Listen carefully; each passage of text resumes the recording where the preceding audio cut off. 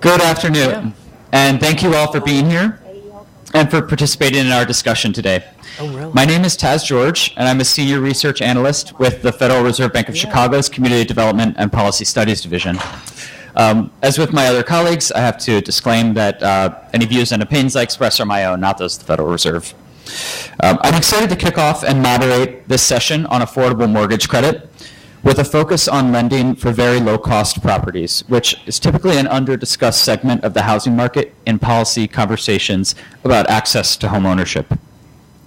As we heard in the preceding sessions, access to credit, or a lack thereof, has long-lasting implications for households and communities. It is alarming to see, then, that since the Great Recession, here in Detroit, the number of new purchase mortgages per year has remained far below levels seen not just in the years prior to the recession, but even compared to before the housing boom began.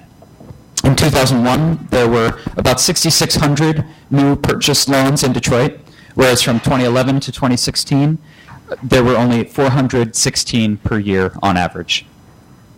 While Detroit's challenges are unique in scale, many other housing markets where home prices are low are struggling with weak recoveries in lending activity.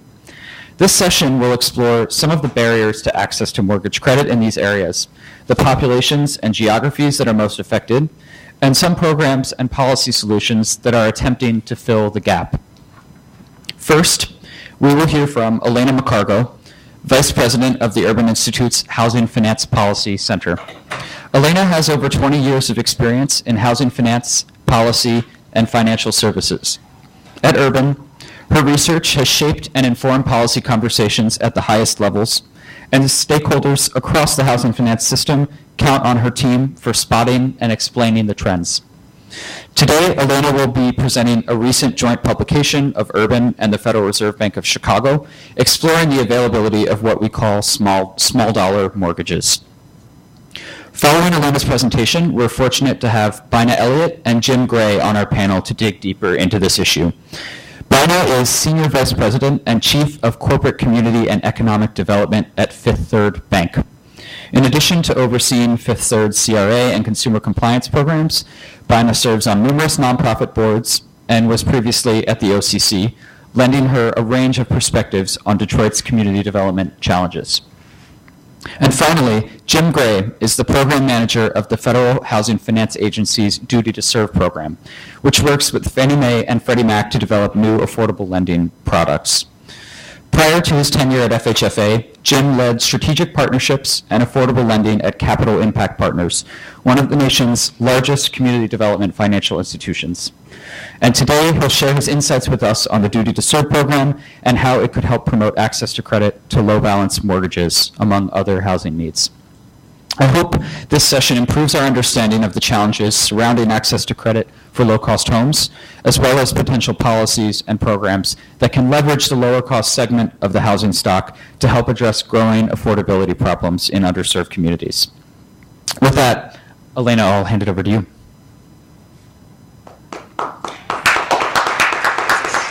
I'm going to use this.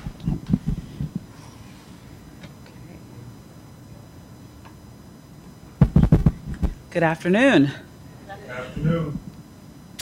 First, I want to start by saying thank you. Can you guys hear me okay? I'm pretty loud. I doubt that I need this, but is it, hopefully volume's good? Yeah. Okay. I want to thank the Federal Reserve Bank of Chicago and the American Bankers Association for what I feel is a really, really important and very timely discussion today. And we're going to talk a little bit about some of the research that we partnered with the Federal Reserve Bank of Chicago and the Urban Institute on to really try to illuminate the issues around small dollar lending. And what we hope this session will do is really build on a lot of what we heard this morning around the history and the kind of what is, and talk about more of the solutions and sort of what could be in terms of trying to solve some of these problems. So thanks again for this opportunity.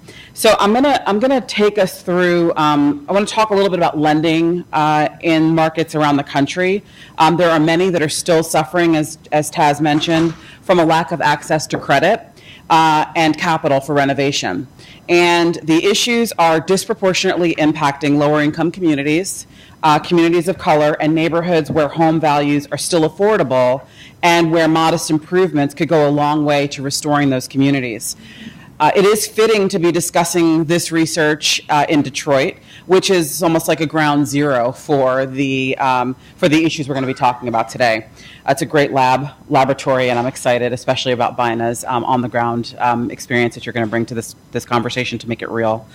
Our research began with the hypothesis that the lower end of the housing market, at prices that were affordable, there's an insufficient amount of credit, or access to credit is insufficient in those markets. And getting a mortgage on an existing single-family property or a manufactured home in low-cost areas around this country is a huge challenge. This could mean that home ownership isn't available to people because the property value in their community is at the lower end. And we explored small dollar lending for housing in the context of purchase money mortgages, as well as for small dollar renovation and for refinance, which is also not happening at levels that we see on higher balance loans. We sought to find out some of the reasons why there is such a dearth of lending at the lower end of the market, and we also took a look at a few of the loans that have been made in this space at a threshold of $70,000. Because it was where we kind of found the biggest drop-off of lending happening across the board. We also sought to understand who got the loans, how they got the loans, what channel they got those loans through, and the credit characteristics and demographics of that lending. So here's what we found. We found that there are far more home sales taking place each year at the low end of the market than most people realize. In 2015, out of the single-family homes sold in the United States, 14%, or about 643,000 homes, sold for $70,000 or less, of which slightly more than 1 in 4 were actually financed with a traditional mortgage product. You can see that, looking at this map, that there are markets all over the country where pockets of low balance existing affordable housing is being sold from coast to coast. So this is just a picture. Everything in blue. At the darker the blue, the more concentrated sales at the low end were happening. To better understand the housing markets that have a large concentration of low-cost properties, we then looked more deeply at the 300 counties with the highest share of home sales up to $70,000 among all counties that had at least 500 home sales in 2015. We refer to those as low-cost counties. Suburban, rural, urban areas alike had sales in this price range, and in many counties, small dollar sales make up the majority of the sales in that particular area. You can see a high concentration of the low-cost counties in the east, on the East Coast and in the Midwest, and these are also areas of the United States where older housing stock is more plentiful and more established communities can be found. I mentioned earlier that 643,000 home sales took place nationwide at $70,000 or less, and 450,000 of those were in the areas that you see defined here as low-cost counties.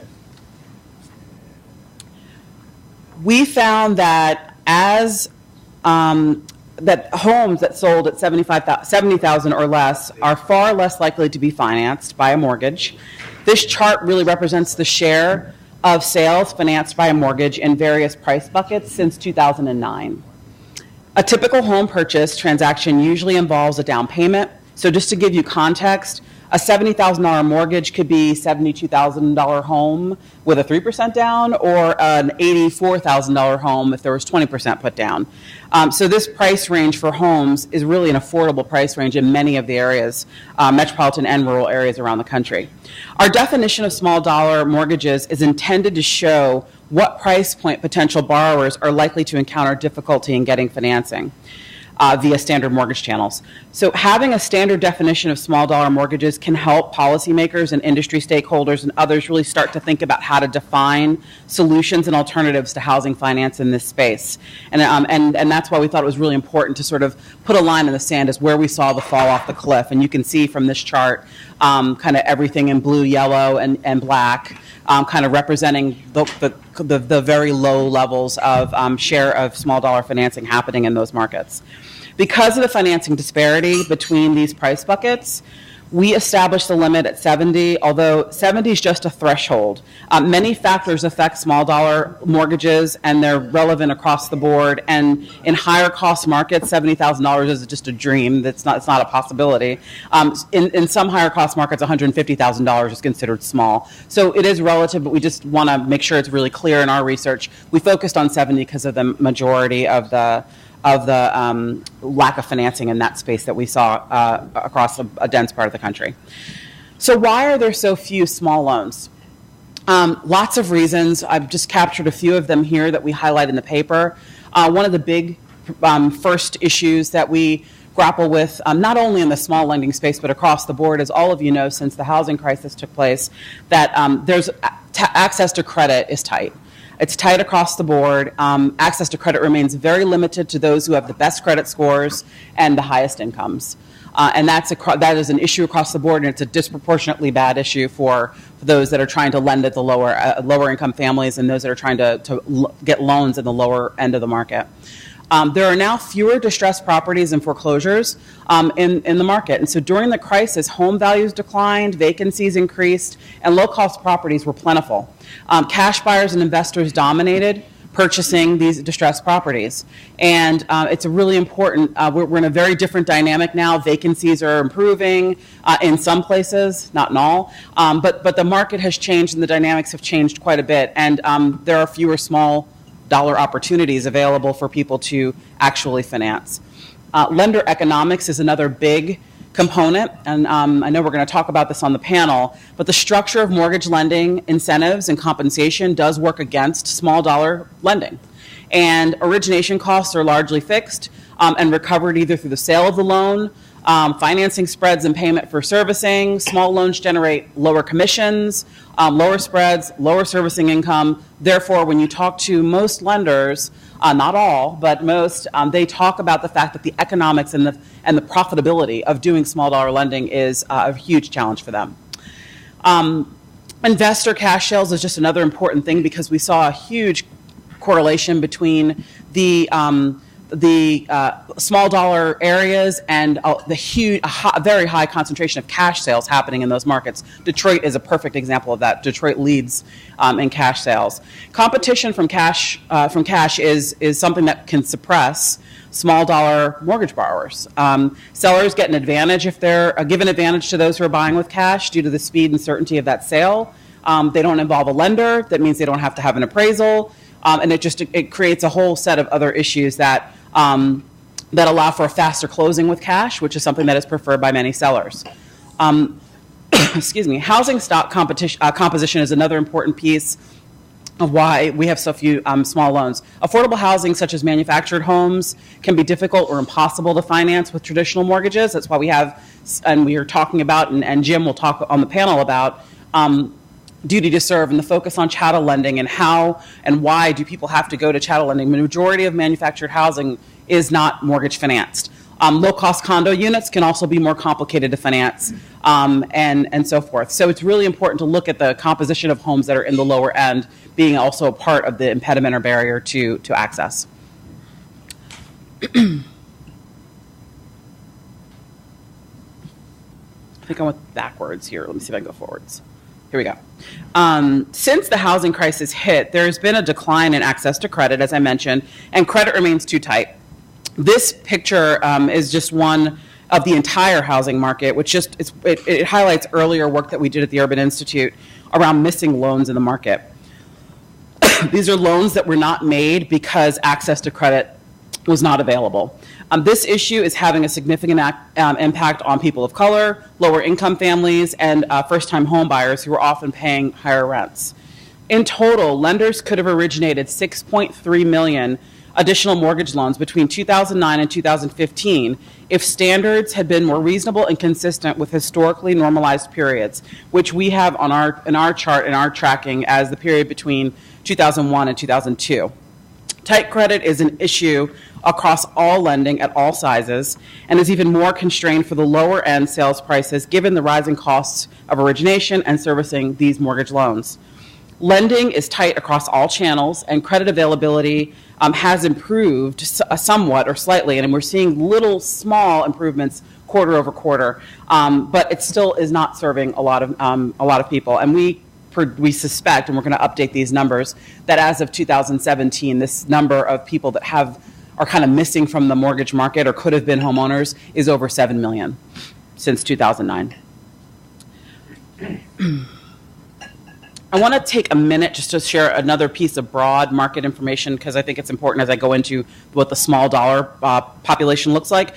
Based on all the lending that goes on for homeownership, government lending channels have been a critical vehicle for providing access to credit for individuals with lower credit scores and LTVs.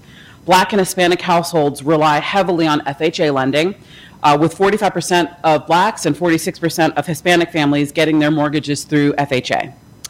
This emphasizes the importance of making sure we have a healthy, viable, and modernized FHA to support historically underserved populations, and that the policies and practices are focused on ensuring greater access to minority families and ensuring non-discriminatory practices across the board.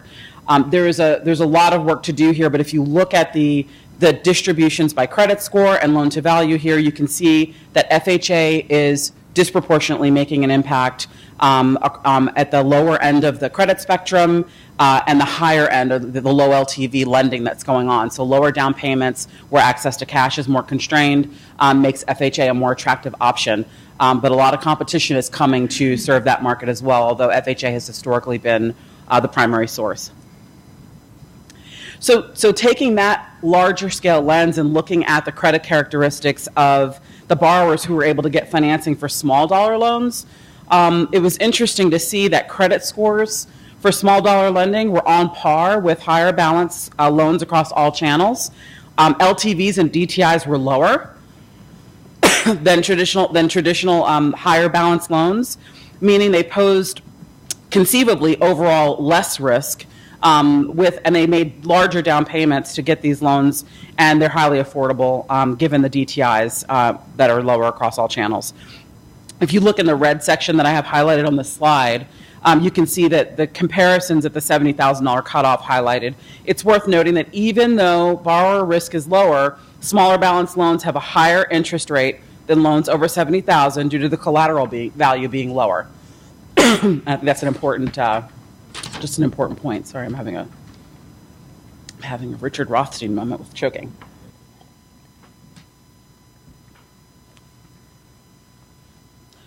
So we can gain insight about who would be served by small dollar mortgages by looking at the household demographics of renters in low-cost markets and owners of low-cost homes. Demographic characteristics of households and homes valued up to $70,000 and households currently renting are good indicators of potential borrowers who could benefit from the small dollar mortgage market being healthier and move from renting to owning. Nationwide, 43 million households were renters in 2016. 37% of all households overall, and the median income of renters is comparable to that of homeowners who live in homes valued up to $70,000, indicating that some renters could move into homeownership if they had access to small dollar mortgages. Access to small dollar credit could also help minority and low-income households become homeowners. A higher share of renters than homeowners are minorities. In 2016, the minority share of renters was 39%. Higher than the 27% of homeowners that own homes less than $70,000. It's also worth noting that the housing stock in the United States is a big part of our aging infrastructure. And with a large share of homes built over 30 years ago in this country, and with half of the share of the housing stock worth $70,000 or less being built, was built before 1980. It's just an important distinction to make. We're talking about existing, naturally occurring affordable housing in this country. Modest capital for improvements and renovations, therefore, on these older homes could go a long way in restoring communities and helping with upkeep and helping to retain the value of communities. So again, access to small dollar renovations is also a challenge. So speaking of renovations, we also took a look at the small dollar lending for home improvement and renovation and found a similar problem exists in the renovation space. Small dollar lending for improving housing falls off at the lower end. A $10,000 to $20,000 investment for repairs and updates in a home worth $60,000 could go a long way in improving its viability and the ability for someone to maintain and sustain or to modify that home to a point that was made earlier. This is really key for lower income seniors, for those who are disabled, those who often live in older homes and who could benefit greatly from small amounts of capital to improve or make modifications to their homes, like adding ramps or grab bars or just for better mobility around their homes. So older homes need renovation. Small investments, and we're talking about $5,000, $10,000 small loans, are very hard for people to get. And as you can see, there is essentially zero lending happening in the home renovation space at the lower level, and that's a problem. A quick look, I just to talk about kind of the housing finance system overall, just a quick look at how liquidity for small loans looks based on our research. We think that part of the solution here is really looking at the housing finance system overall and figuring out where changes could be made that could be helpful to bringing capital into this smaller dollar market. 28% of small purchase loans were retained in portfolio, which is more than 3 times as large as the portion of all purchase loans. This significantly higher share of small mortgages in portfolio is largely because many of these loans are being originated and retained by small community banks, credit unions, and some large lenders who are working with local partners and nonprofits and are sources of liquidity where secondary market options may not be accessible.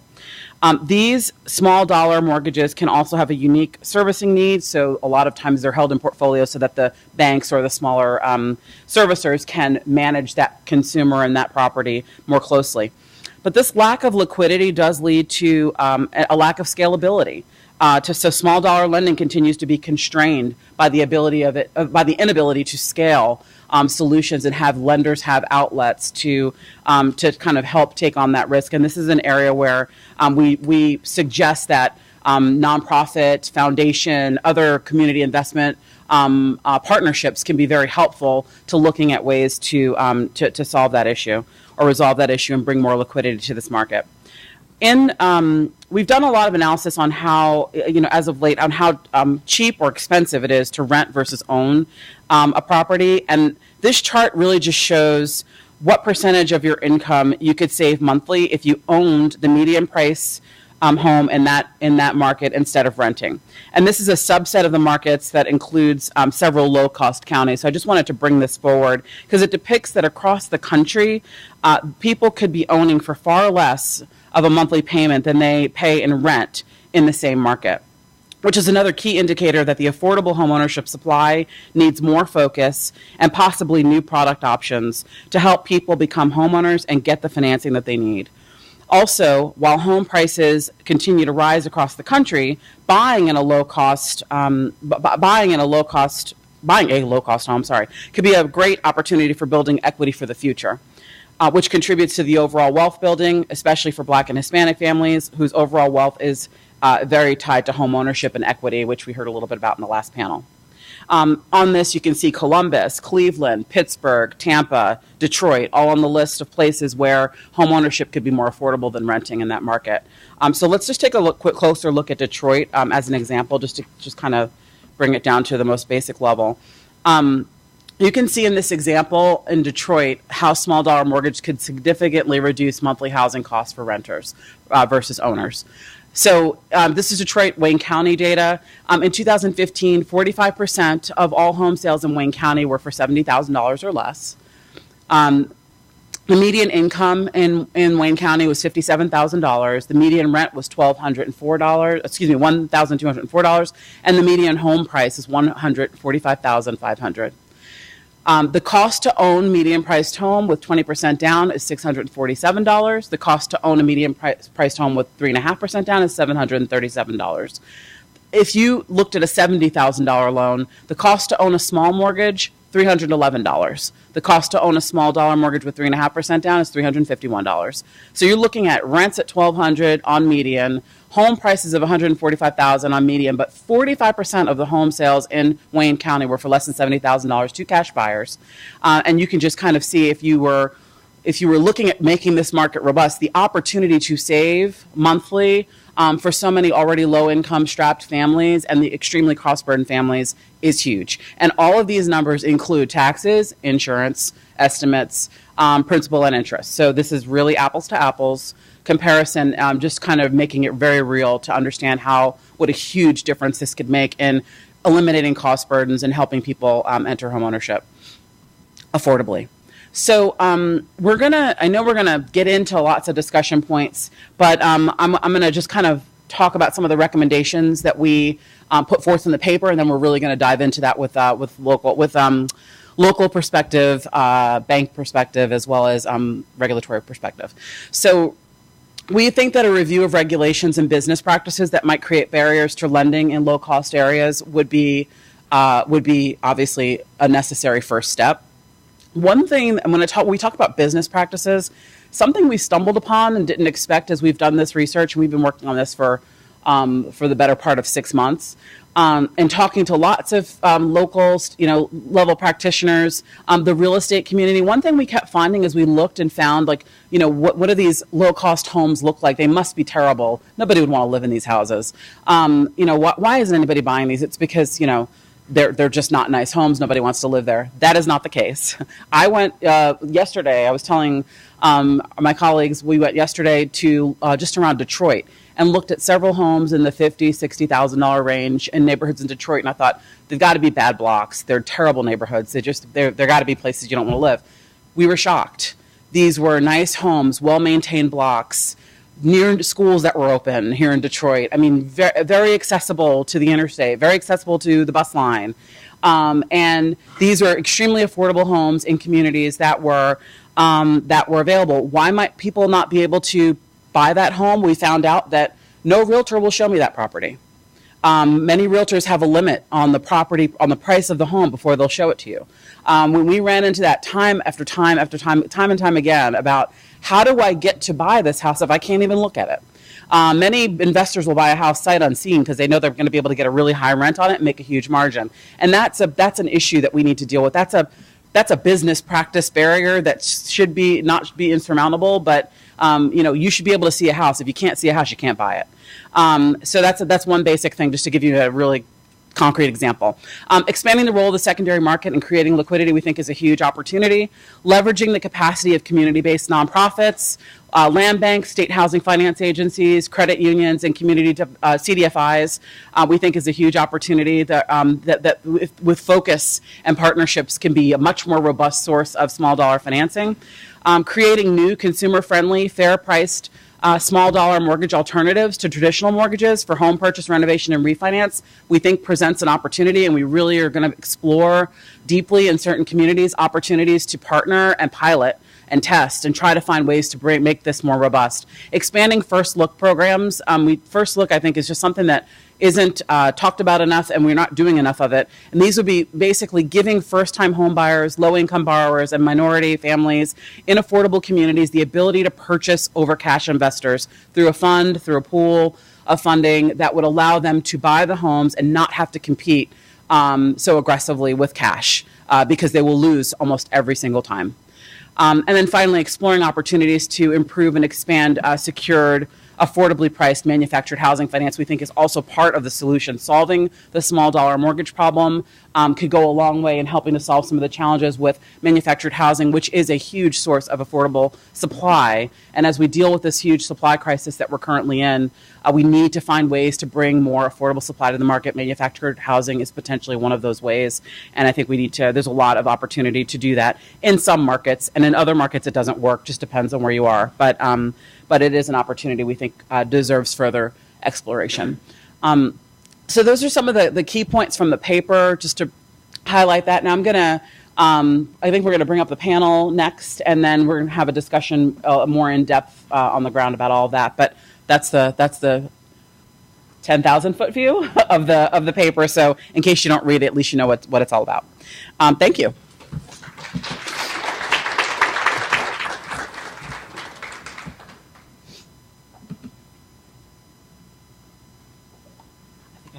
Take this with me.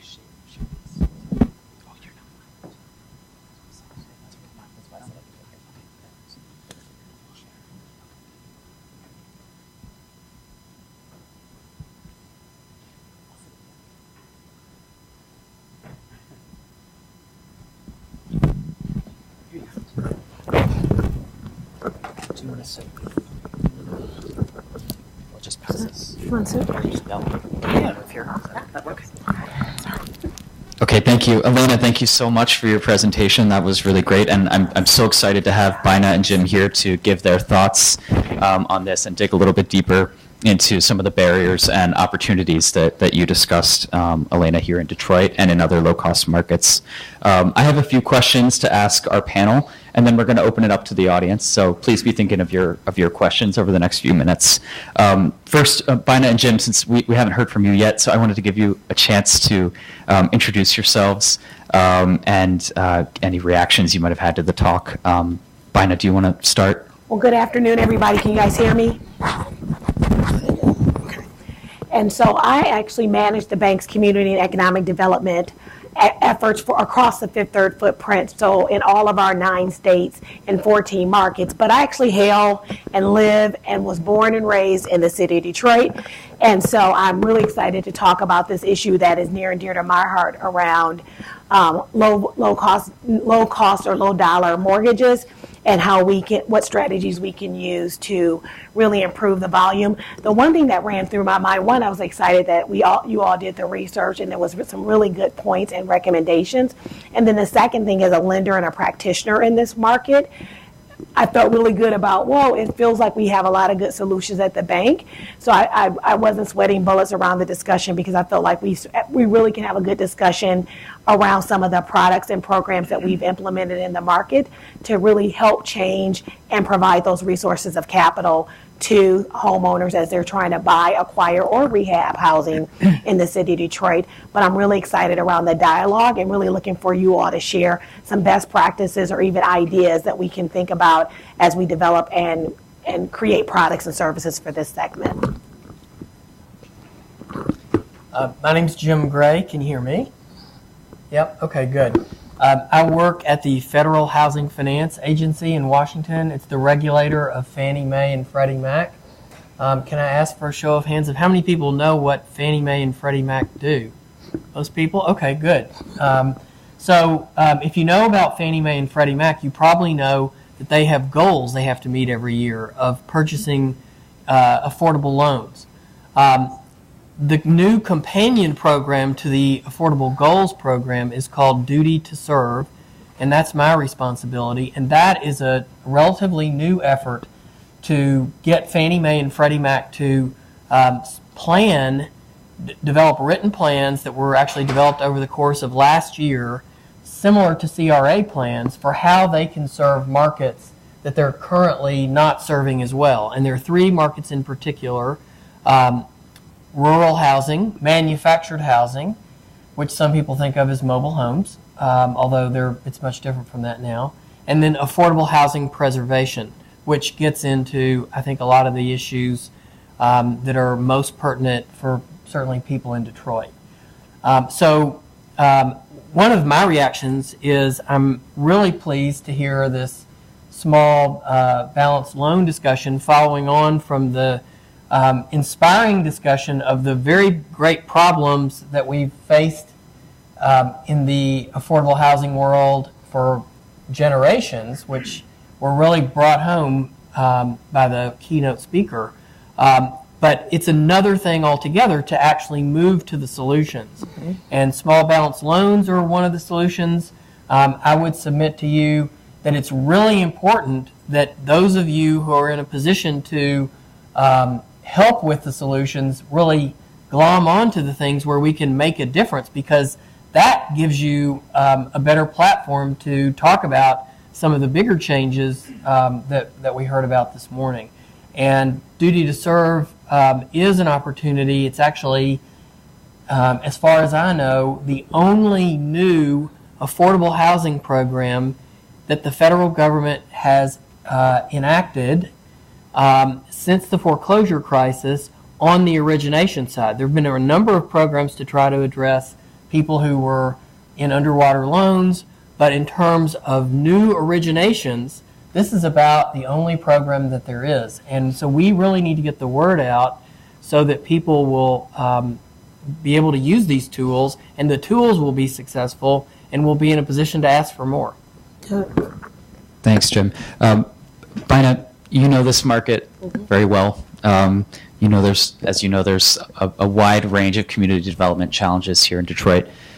Do you see the small balance, the lack of credit in the small balance mortgage segment as a major community development challenge here? And what are some of the programs or policies that you kind of oversee to address it? So it is definitely a challenge, but also see it as an opportunity. One, there's not a lot of places in this country that you can afford to buy a home and be low income or very low income. And so I see it as an opportunity. I also see it as an opportunity because we have a lot of housing stock in Detroit that either owned by the Land Bank Authority or just in our respective communities. So I think it's an opportunity, but we have to have the right policies and programs to support it.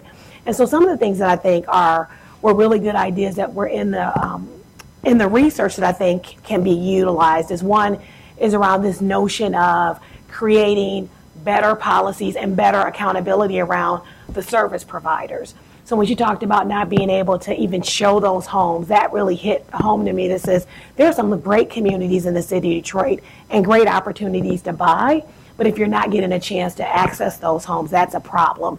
But some of the things that I think are really making a difference is Detroit does have one of the largest land banks in the country. And so one of the solutions that we partner with the Land Bank on in Detroit specifically is around this homeownership buyback program.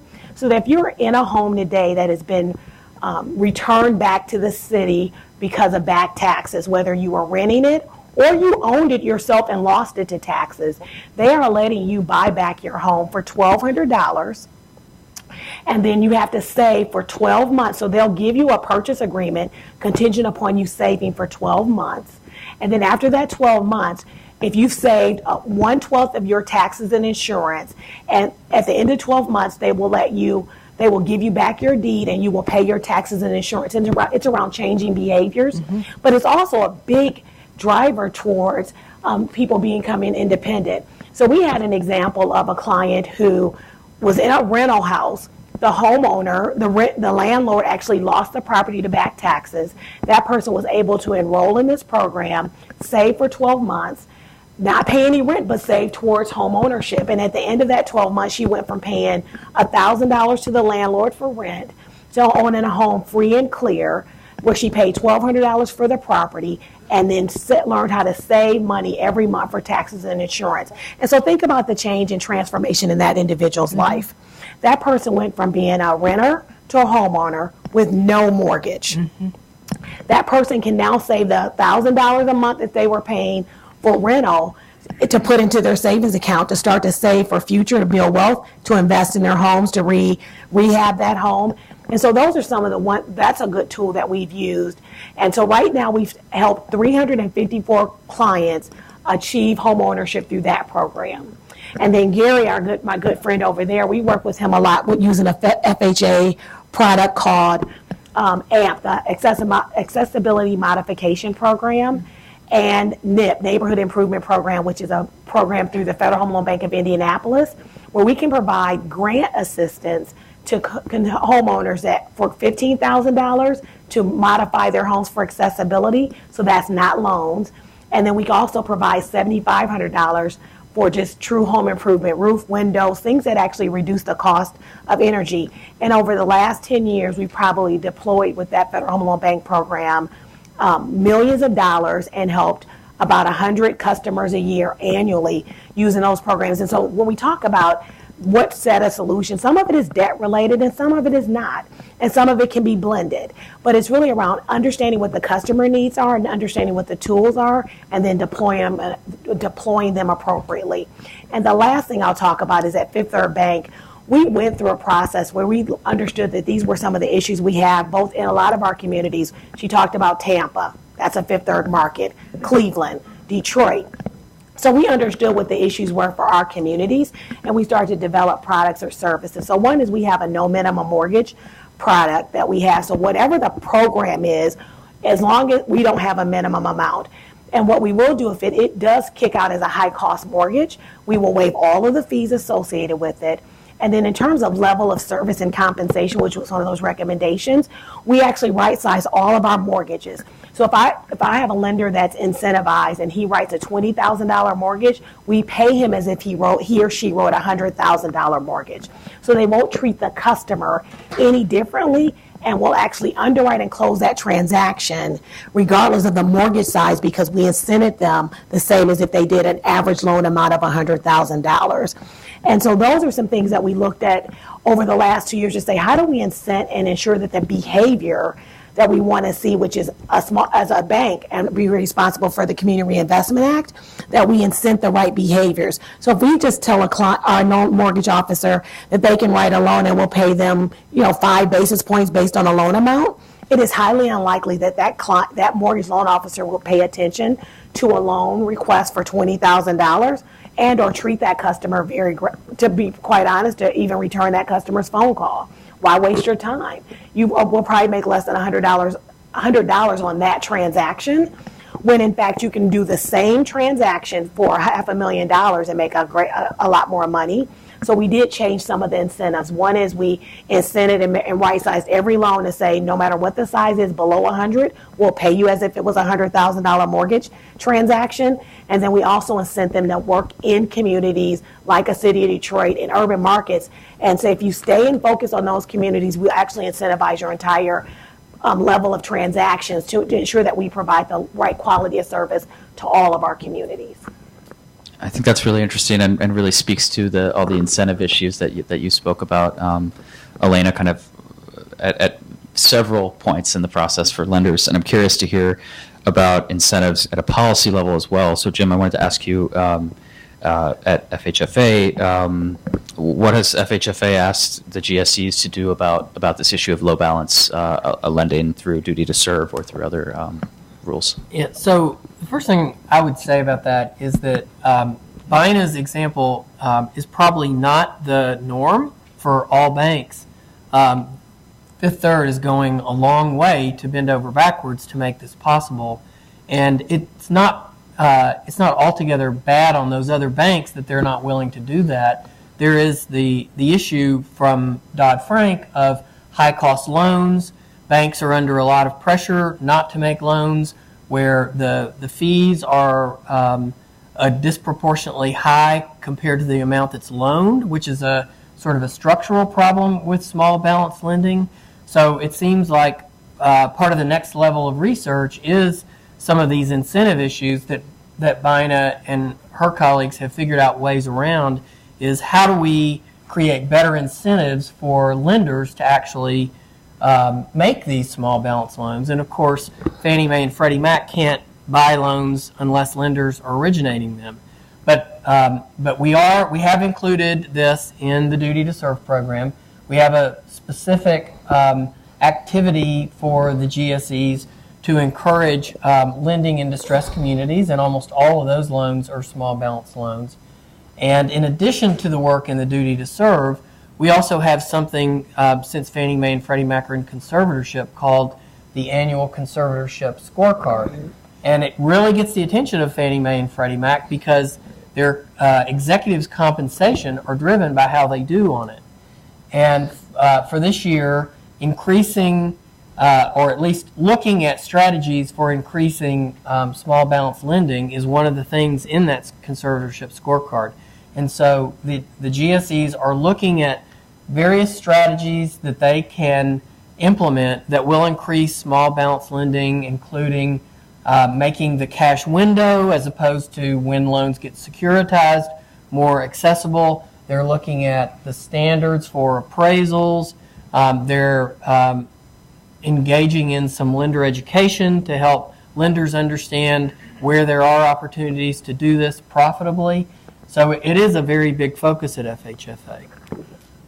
So when he talks about the opportunity to really focus on it with the GSEs, we've worked with Freddie Mac specifically in Detroit and some of our other markets around realtor education. So really kind of help to close that gap around we want to, and here are the tools that you can help that client with, because I do think that's really important. Is that, and then the appraisal issue is really a big opportunity. We didn't spend a lot of time on it, But when we talk about appraisals in these underserved communities with a lot of cash transactions, the cash transactions are not considered part of the comps. So when you have cash transactions in a community and then you have a buyer wanting to buy a home with a traditional mortgage, those 5 or 10 transactions don't count as part of the comps that have been sold over the last 2 or 3 months or last 6 months because of the cash sale and the lack of details on the buyer and the borrower and the terms. And so that's a big issue. In Detroit, we really struggled because and it's getting better, but about 2 years ago, 80% of our transactions in the city of Detroit were all cash sales. And so when you think about the 1 or 2 clients that want to buy a mortgage, and there have been houses that have been sold on that block and in that immediate area, but they've been all cash sales, we really struggle with finding comparable appraisals that actually allow that consumer to be able to acquire a mortgage with a traditional mortgage at 80% or even 97% LTV FHA when you don't have comps. When you don't have comps 3, 6, 9 months out, it becomes a real challenge to have a quality appraisal that shows the value of that property. The sales have happened, the cash sales have happened, but they are not recorded in a way that the appraisers use them as comps. Yeah, and I'm glad you brought that up, Bryna, because the cash sales levels in Detroit, particularly in the last 10 years, it was over 90% in some cases, and in some markets, 99% of all that was happening on that block was cash bought. So when you talk about trying to revitalize that particular neighborhood or that area, the appraisal issue is serious. And this is where I think this opportunity to look at what kind of policy change and how maybe thinking about the mortgage products differently to serve this market really come in. So, the appraisal gap is an issue not only in Detroit, it's an issue in Cleveland, it's an issue in a number of places that have high cash sales percentage or high cash sales shares. And I just think it's really, this is where if you look at innovating mortgage products, looking at how could an appraisal waiver help here? How could you look more at in our research, we have the sales data. We know how much these homes sold for in cash. Why can't you use those figures more in some sort of, even if it's an automated valuation or something, to really bring that visibility to the mortgage lender so that they're able to comfortably get a loan made on that property. So inspection waivers is another thing. And then a whole other thing that we haven't even talked about here, which is a big thing in Detroit, which is getting homes rehab before you move in. And so you're having to get sort of a renovation and a mortgage at the same time. That also creates a huge issue on the appraisal side. So these are things, they're unique to the small dollar market that I think are areas where product development and new product design can really go a long way in helping to bring consumers to this market in a more meaningful way. I like this notion of a waiver, and also the one thing that we also struggle with in some markets like a Detroit or even Cleveland is the property stock and the openness in which people take or lightly take things out of properties, which impacts the ability to close. So we can get a willing buyer, we can even get our appraisal, but if the property doesn't have a clear to close because somebody came in between the rehab and the sale and took the furnace out. So now you actually can't close on that transaction unless the buyer, who doesn't own the property today, or the seller will replace that furnace in order to clear the close. And so we did a program with USNAPBACK and National Faith Community Home Buyers where we gave them grant money to help incent home buyers in the city of Detroit. And for those, they could actually pay for the small minor repairs to get the property to qualify for a clear to close. And we capped that at about $2,500. So that's a minor home repair. That's the furnace. That's the, maybe it's some windows or doors or some insulation, or it's a small home repair. And they could do that as a grant that the consumer didn't have to pay back and they didn't have to invest in before they got to the closing table, but they had to have every other condition cleared, and then they would do the small home repair to get it to the closing table.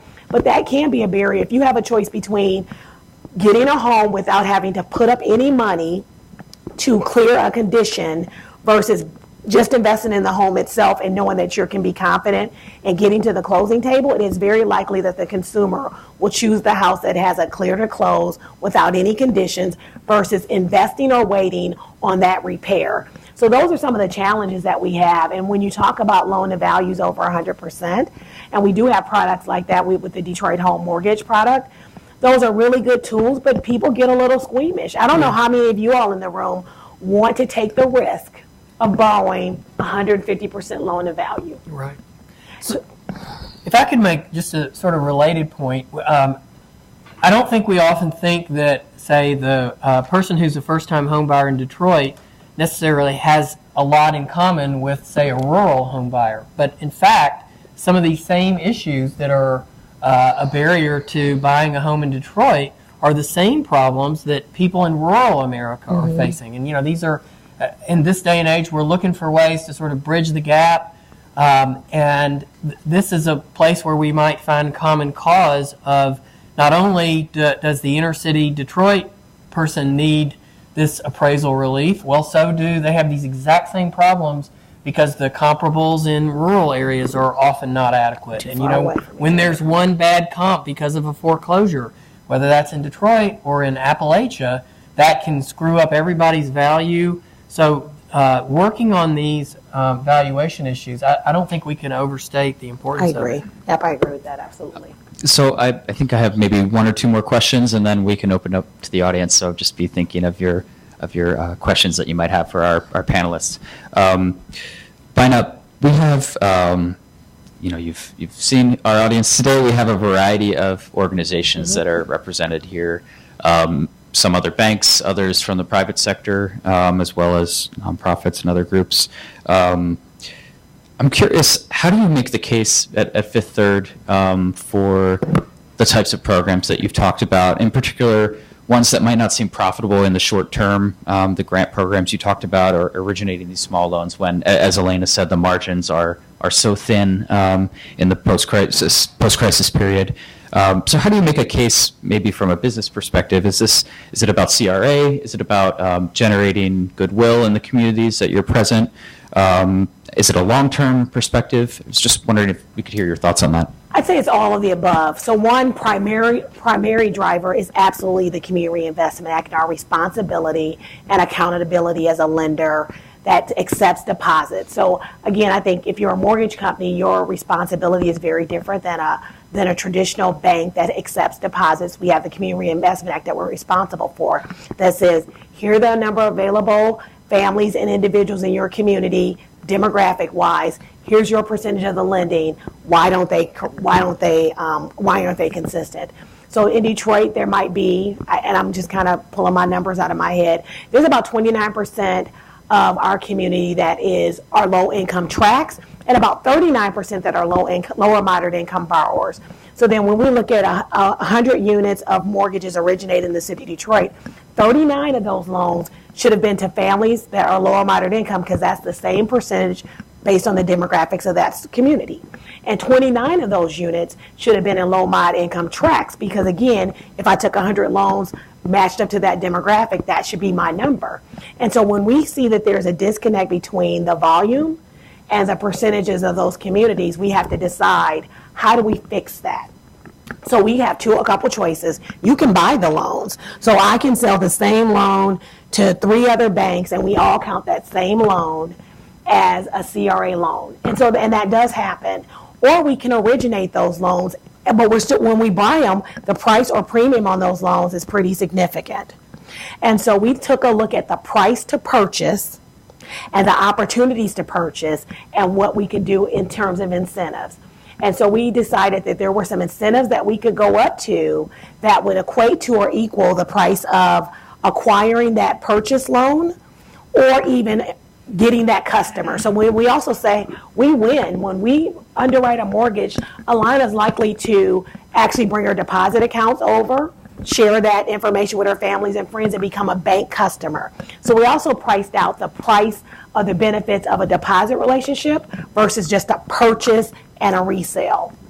And so when we took the price points of what we could get from a customer that became a customer with their deposits, savings, and checking accounts, plus the price of purchasing that loan on the secondary market that isn't a customer relationship and paying a premium for it, that we factored in and found sort of that delta of here's where it's profitable.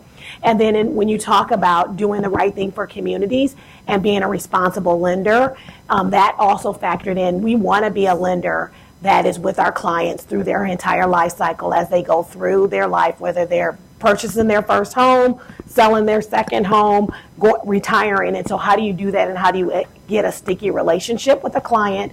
We felt that there was a clear value proposition. So we have incented certain segments of the community that we think actually are the right things to do. So we have incentives for low-income customers, because actually we can't buy even those loans on the secondary market.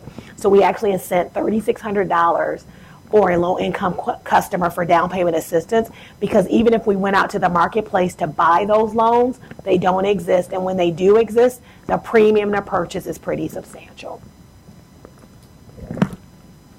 All right, thank you. So I'm hoping that there's some questions in the audience. Do we have a microphone? I have a question. I've been thinking about, recently they announced a new instrument, meaning no prime loans, and I'm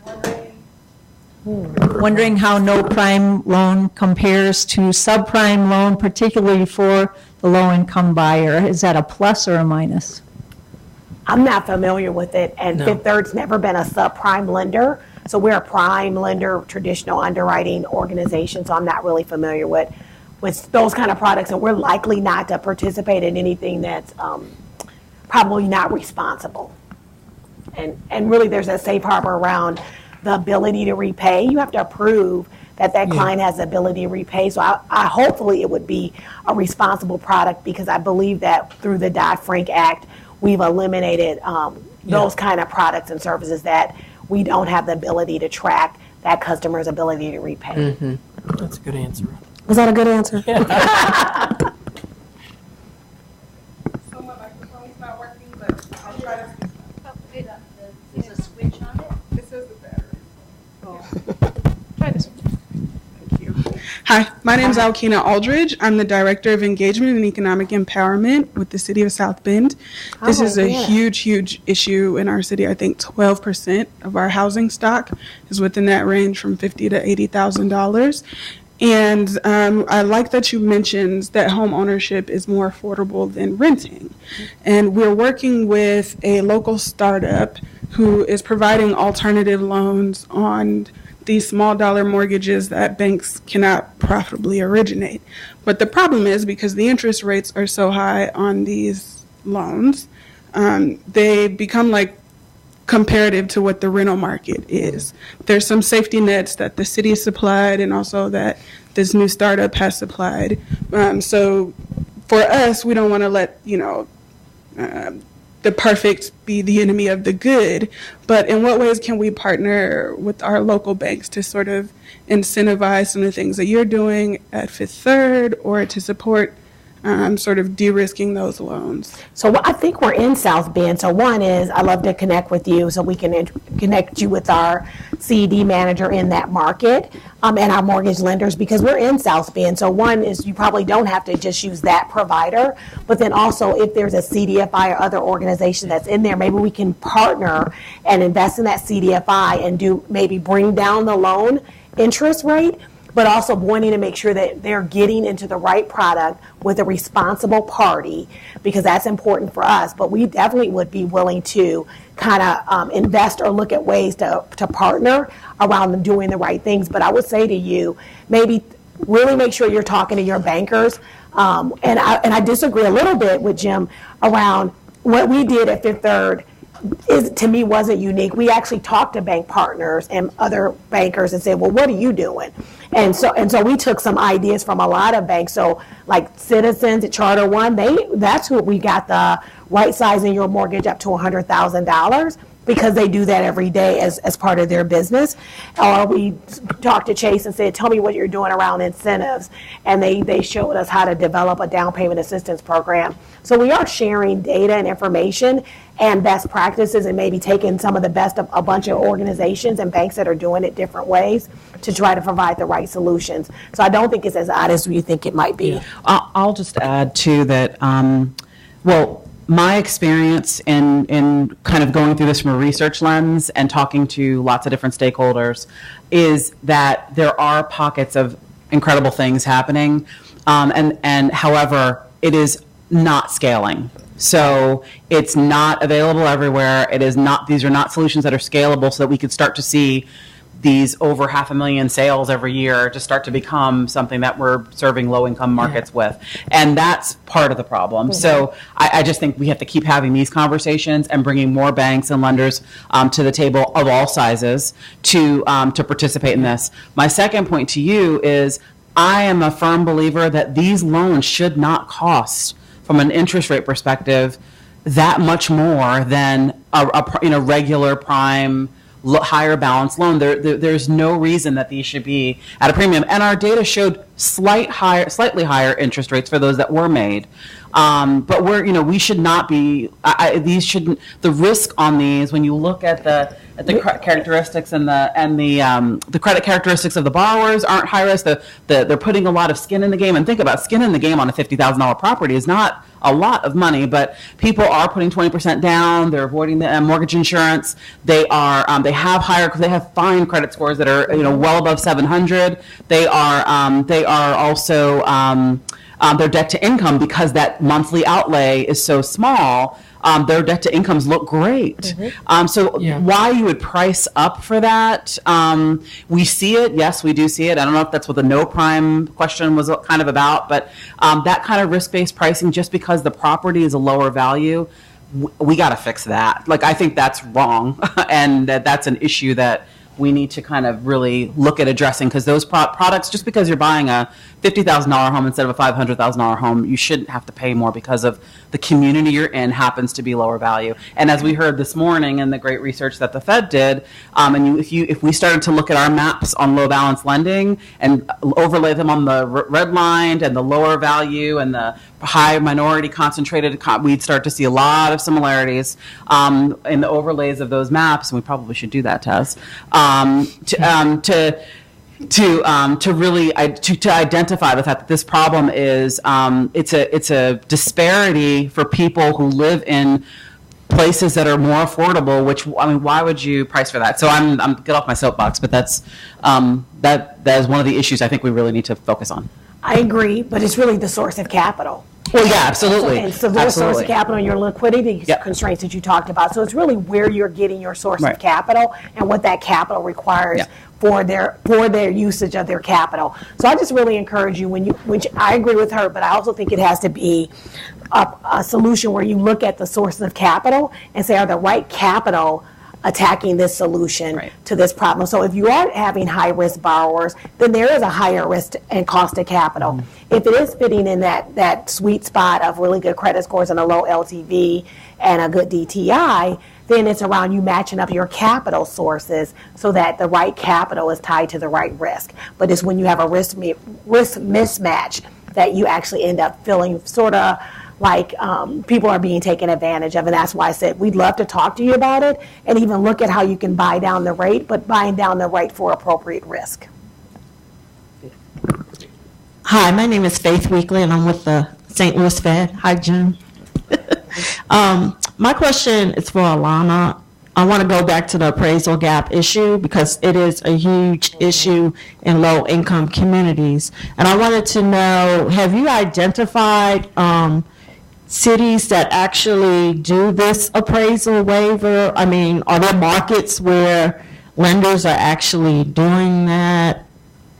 Not at scale, although there are small pilot pockets that have gone on in different low-cost cities where we've seen that, but it is not happening. It has not been a policy discussion that's been had broadly, and I think we put it forth as a huge opportunity area to take a look at and work with maybe Fannie and Freddie and others who would potentially be able to bring more people around the table to talk about how that appraisal gap could be dealt with in a safe way and an effective way. So yes, it is a huge issue. St. Louis is one of the issues that has that where we see that. But I have not seen that at scale. That is one of the things we think really needs further exploration with the appraisal industry and with federal agencies and others that are in this market. Yeah, so chances are you see it's probably in pockets around lenders porting those loans. They're not sellable on the secondary market.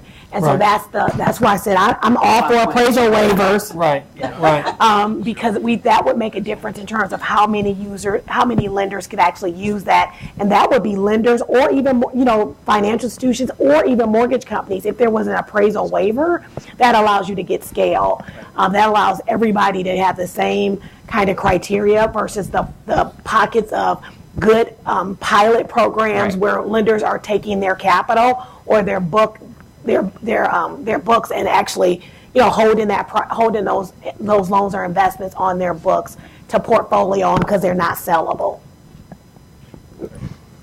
I was going to add. Sorry, hi. I have a question here. My name is Matt Cole. I'm with Neighborhood Housing Services of Chicago. My question is over here for Alana. Just in terms of your research that you put together, what did you find in default rates on these small loans? Because one of the things I think we've found, or I've seen in Chicago, is at least on the small rehab loan piece, especially, is that really high default rates as people sort of are, because people's payments are relatively small and people are relatively willing to be like, I'm going to pay, I want that fancier car or something like that, and therefore I'm more likely to pay my car note than I am this small little mortgage because, is someone really going to come and take my house, or we're not going to come and take somebody's house on a second loan, right? Backed, that's for $20,000-$30,000. So it's a great question, and it's actually one we discussed early on. But we hoped that this particular body of research that we did, and Taz, if you want to add on to this, please feel free, because Taz is my partner in this research paper. We have plans to release a second or another study, our next phase of research that will look at the performance of the existing small balance loan population, and you may have some specifics that you can share from the Fifth Third experience in terms of levels of default and how that compares to other properties. And I don't know if you have anything to add, but that's sort of next phase to take a look at. But I suspect that's where what you're kind of hitting on is where we are seeing the price up for that kind of additional risk that may exist in performance. But I have no proof to say that, or numbers yet to validate that the performance on those is far less or better than anything else. So add to it. I would just add, based in part off of Urban's research coming out of your team, how in the post-recession years, how low the default rates have been on new originations, and just showing that there's very little appetite to take on any meaningful default risk whatsoever. So if that's perceived as being related to the loan balance, that could be the case. Right, and that's at the broad scale, not looking just specifically at the small balance lending. We haven't done that yet. One thing though that you just reminded me of, thank you, because there is other urban work, is that we did look very carefully, however, at what caused the crisis. What are the big drivers of the foreclosure crisis overall? And what we found was that the greatest number of defaults that really drove and fueled the housing crisis were for refinance loans, not loans for home purchase. Many people don't, and we have a lot of evidence to support that, and shows that basically retransacting on properties in a way that to cash out, and those kinds of things was far more destructive than anyone who was kind of buying a home outright, just as a purchase as their first transaction. And I think that's just really important. I just mentioned that because again, when we look at these from a purchase standpoint, these smaller dollar loans, I cannot imagine that we're going to see significantly worse performance for purchase. And the other thing I know is that the CRL put out some study, because they have done a lot of small dollar lending to minority women and a number of different programs, and they did do some performance study, and their performance indications were that those loans perform as good or better than others. So there is some work out there. It's just it's coming. So please look out for it. I think there's a lot of things out there like that, and I think it's really important. Jim, I wanted to ask you a question, but no, you go ahead. Comment on that? Okay. Just because we're on the topic of rehab, and that came up in Elena's presentation as well. I mean, I thought it was startling to see how low of a share of rehab loans are in that sub $70,000 range. So I was wondering, Jim, if you could just comment on that from a duty to serve perspective. Is that something that's on the radar to try and improve the availability of credit for rehab for distressed properties? One thing I mentioned earlier is that we do have this specific activity on rehabilitation loans, and so that does create an incentive for Fannie Mae and Freddie Mac to want to purchase more rehab loans. But I'd like to sort of broaden that out to go back to one of the things Mr. Rothstein said this morning. He was talking about inclusive communities, and there's these programs that are small around the margins. It's really important that these programs catch hold, and these are things like shared equity in gentrifying cities where the values are going up and up, and we want to preserve some of that property so that more than one generation of people can benefit from the wealth that comes from home ownership. So would encourage you, if anybody is from one of those cities, to look at that. And then on the flip side, in the cities that struggle more, in addition to this rehab piece, we also have residential economic diversity, which is a program that is designed to try to make more affordable properties available in what we call high opportunity areas, and also to reduce the concentration of poverty in areas that tend to have greater poverty. And so all of those things are part of duty to serve. Both companies have initiatives that are to encourage that sort of thing. But the challenge with Fannie Mae and Freddie Mac is it's very difficult to get things to scale. And the only way they'll ever get to scale is if people like the people in this room really embrace those things and help to work with your lenders and with Fannie and Freddie to make those programs successful. Can I jump in real quickly? When we actually announced 2 years ago a $30 billion community commitment across our 9 states, 14 markets, and 10 billion of that, or 11 billion of that was related to mortgage. But we also had a ton of meetings with not-for-profit organizations, met with about 240 organizations across the footprint to get feedback. And one of the biggest issues was around home improvement availability that wasn't equity-based.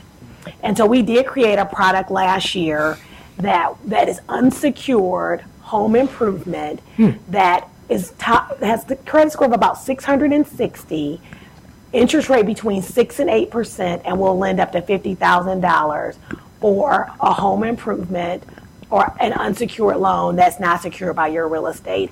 And we were hoping that would actually be a tool that we could deploy in addition to the grant programs that we do to help in those communities where the equity doesn't support being able to rehab or get a home improvement loan if it's relying on the value of that property. But there are plenty of communities where individuals have lived, stayed, and are going to stay that don't have the equity, but they have the ability to repay a traditional loan or a home improvement loan that isn't tied to their real estate. And so that's a tool that we've deployed. Ironically enough, we're seeing a huge uptick in volume, but it's not in our low or moderate income communities, which is why we designed the product based on the feedback. But we're seeing a lot of consumers use that product because of the interest rate and the flexibility. But it is a tool that we'd love to see low or moderate income customers take advantage of, because we did design it specifically not to be tied to equity. We have one more question. Did you want to make a point first? Okay. This question is for the panel, but specifically you, Bina. I had the good fortune to work with Bina as the CRA mortgage loan officer at Fifth Third Bank some years ago. Go way back. Before they had that real nice incentive program she just talked about. We listen. My question, and Elena, you alluded to quite eloquently in your presentation about the difficulty in doing these small dollar loans. And Bina, I know for a fact, I'm part of the engagement that you have in this community. And when I was there when Fifth Third came into Detroit, and you haven't let up since. Why wouldn't you do the 203K, the HUD 203K, 3.5% down? A person can refinance, they can purchase, if they buy a HUD home, they get in before the investors get in. Mm-hmm. I only know of one major bank that does it, Flagstar. The others tend to be the smaller mortgage companies. And if you put just a little bit of that effort that you put into the community, into a product like that, I would think that not only you get the consultant involved, you get the contractors involved, it really creates an opportunity for a lot of people to get involved in the economics of the community at 3.5% down. So I'll be really honest, we do offer the 203K. In a lot of markets in Detroit, acquisition plus rehab still means you're underwater. I'll be really honest. So if you have to acquire a property for $20,000, it might appraise for $40,000 with repairs, and you have to put $50,000 to $60,000 in. You're underwater, and so that's why we had to create the Detroit Home Mortgage product. And I also will say, and be really transparent in this room, is that 203K is a bear to underwrite and to administer. And so while we do have that product available, we also have the 203 Express, or is it 203K Express or whatever it is. We offer both products. You have to have a 203K expert that does this day in and day out. And because the risk to the lender, if that 203K is not administered properly with an expert that does this every day, you can't be a 203K lender once a year. So we've tried to hire 203K experts. They're rare. We actually brought somebody from Toledo to this market who did, you can only do about 15 to 16 203Ks on an annual basis. And we brought the gentleman in. He passed away from cancer. So, you have to have some clear expertise around that. It's a challenge to be scalable the way they structured that 203K product. Yeah. And I will just to second that, because that 203K comes up every single time I talk about this issue, and every single lender in the room, from small to big, says the same thing. That there's, it seems like when you read about the program and look at it, it makes so much sense. It is so viable. But getting access to that program and I think there's some just fundamental things at FHA that they could do to maybe ease that process. That is a policy area that could be made a priority to really help drive more of that product into the markets, because it's like so many things, unfortunately, operationally challenging, operationally risky, and very difficult to, unless you're doing a lot of it, which I don't know of a lender that is. Maybe there's one in the room, raise your hand, because I want to talk to you. But I've been all over the country talking about this, and that program always comes up, and there's a lot of challenges that need to be unwound, and that should be made a priority to take a look at that to see if there are ways to renovate that. And I did want to also say, no, he can't solve the FHA's problems, and that's a whole another conference. Yeah. But there are programs also that the GSEs have tried and piloted around the renovation piece. And I'm a big believer that policy cannot happen without priority. And if you don't prioritize these items, they're not going to happen. And so if we made it a priority to try to help low-income families in neighborhoods and low-balance communities to really drive this market and really make it thrive, we need Fannie and Freddie to have a healthy program that competes or is better than the FHA program. And so that's another area where I think there's a huge opportunity to have the GSEs, who have a lot of influence still in the policy arena despite conservatorship, to really drive change kind of more broadly at the federal level, and really to understand and help maybe bring some findings to the market that could make that FHA program even better, because they look at yours and see success. Yeah. And I'd say if we're going to ideate around that to really bring the lenders and the practitioners in, because a lot of times the programs are written with sort of that ivory tower perspective around here's the solution. And when you land that solution into the communities and with lenders and with our operation systems, it is an absolute bear to actually migrate this great tool that's on paper. I get excited about 203K and go, why can't we figure it out? Why can't we do it? And then you try it, and you always end up saying it's not the right solution for us that we can deploy and scale and make impactful. Thank you so much. Unfortunately, we do have to wrap up. That was a great point for us to end on. So Yeah. thank you. Please join me in thanking our panel.